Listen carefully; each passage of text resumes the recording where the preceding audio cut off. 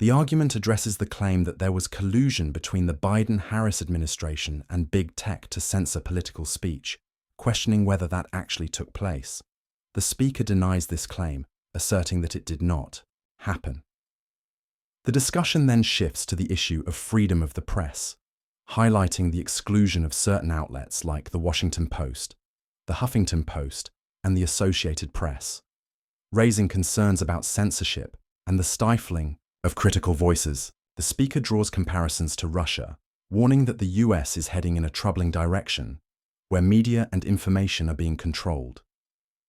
The speaker also reflects on the events of January 6, 2021, pointing to the consequences of misinformation and conspiracy theories, particularly around the 2020 election and the COVID-19 pandemic. They emphasize the importance of social media platforms combating false narratives and upholding facts, especially in light of the significant harm caused by the spread of lies, resulting in deaths and the undermining of democracy.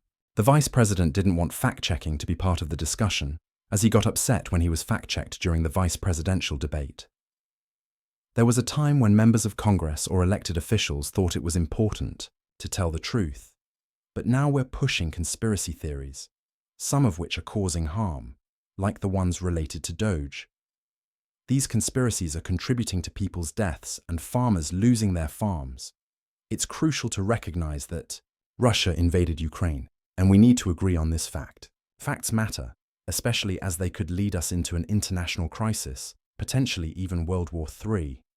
The president seems to be friendly with Putin and willing to lie about who invaded whom. We need leaders like Jasmine Crockett who aren't afraid to speak the truth and stand up for what's right, even when it's politically risky. Real leadership requires courage and conviction. This is the kind of leadership we need and should fight for.